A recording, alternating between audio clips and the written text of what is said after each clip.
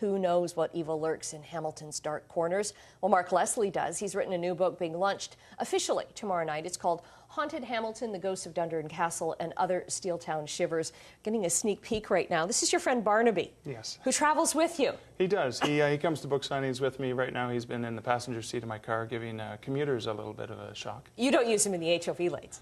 No, I wouldn't get away with that. No. That's right. That's right.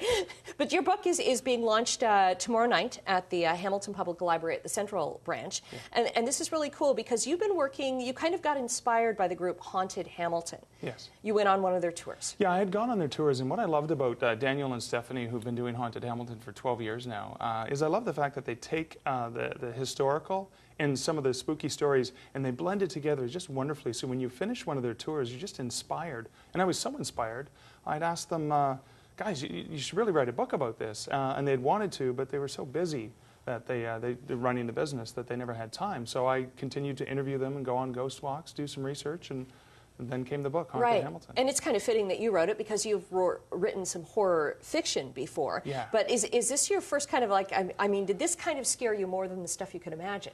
Yeah, well, I'm scared of everything. I'm a big chicken. So okay. I mean, I think part of the reason why I write scary stories is I try to write regular stories, but I'm scared of so many things. I ended up just putting the scary things into it because it was easy. It was something that I knew very well. This was different because it was real. When you know the monsters in the stories that I write are fictitious. When I close the book, they maybe linger with you for a while, but you know they're not real. The ghosts here are not necessarily not real.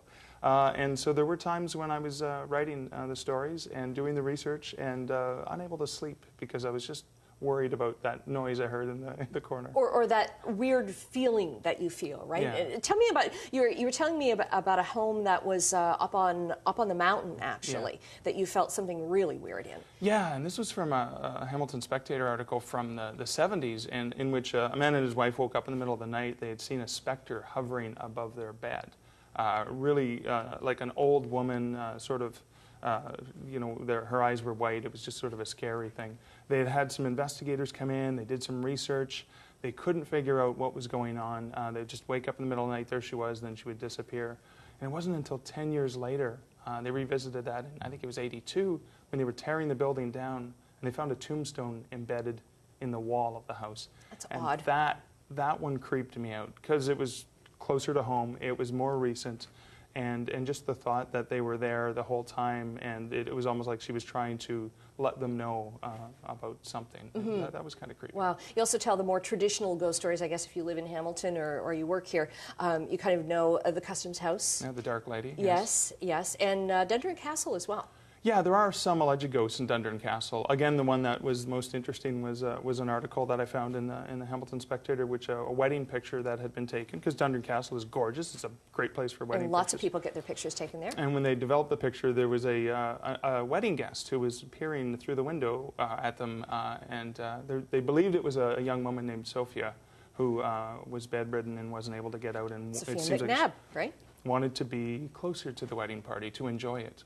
That was the theory as to where that face came from. Very interesting. So all these stories are going to be available. The book is available through your website. You can find out more information as well. But Brian Prince is selling it. Brian Prince and Epic Books have stock of it right now. Okay, excellent. So tomorrow night, 7 o'clock at the Hamilton Public Library, the Central Branch. And we should mention that Haunted Hamilton is offering free ghost tours right after your reading. Yeah, definitely. It's going to be a great super crawl downtown. You get to hear some great ghost stories and then go experience some of them in person. Ah, another great reason to check out Supercrawl tomorrow night then. Okay, thanks Mark Leslie so much for coming in. MarkLeslie.ca is the website. We've got more news coming up at 8 o'clock. Stay with us.